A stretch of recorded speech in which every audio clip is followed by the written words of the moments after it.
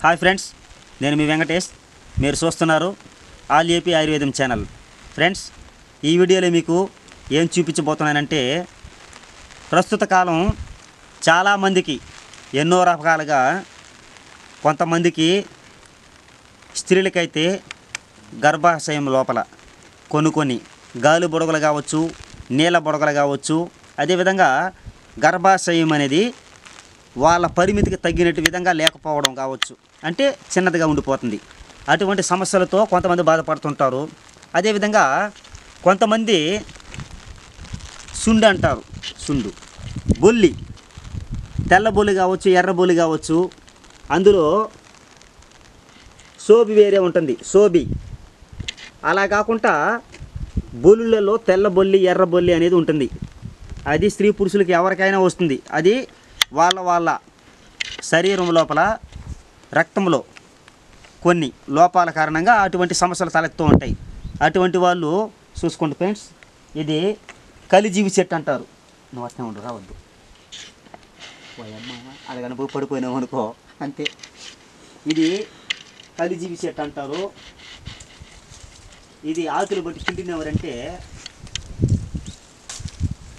పాలు వస్తుంది.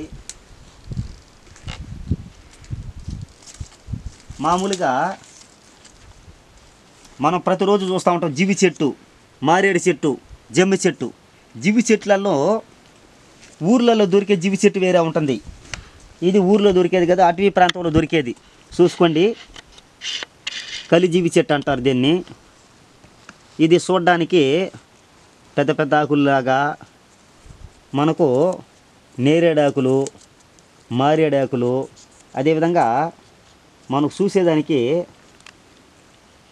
చూసుకోండి ఫ్రెండ్స్,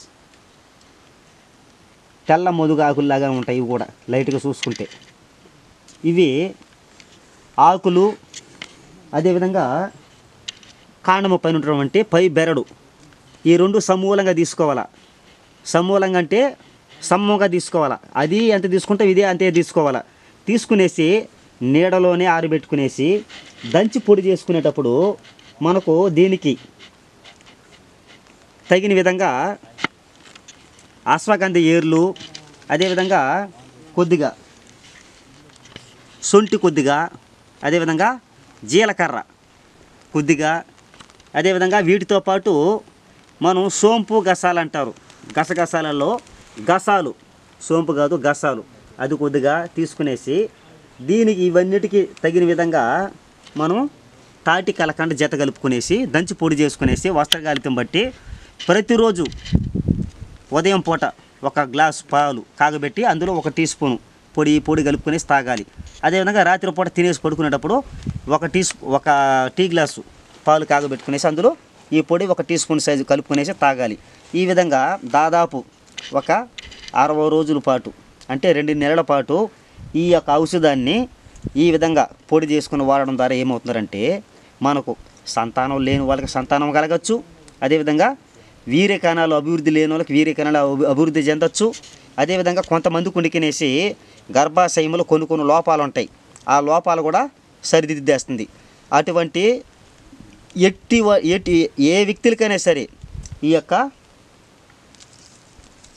ఈ చెట్టు అనేది మనకు అటువంటి అద్భుతంగా మనకు దివ్యమైన ఔషధంగా పనిచేస్తుంది. ఓకే ఫ్రెండ్స్, చూసుకోండి, ఇటువంటి అద్భుతమైనటువంటి మూలికలను నేను మీకు నరమానవులు కూడా సంచరించని ప్రదేశాలకు వెళ్ళి చూసుకోండి. మనం ఎటువంటి పరిస్థితుల్లో ఉన్నామో ఒకసారి ఈ అటవీ ప్రాంతంలో ఎంత ఎత్తు ప్రాంతంలో ఉన్నామో చూసుకోండి.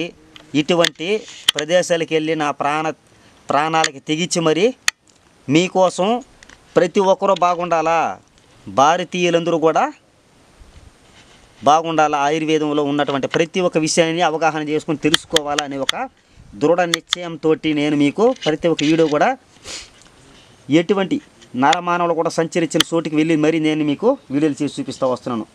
ఒకసారి దాన్ని చూపించా, లోయిన ఎట్లుండదా జూమ్ చేసి చూపించా. అది చిన్న ఒకవేళ పన్నెవరంటే కింద నుంచి పైకి ఎత్తేదానికి గాడి లేదు.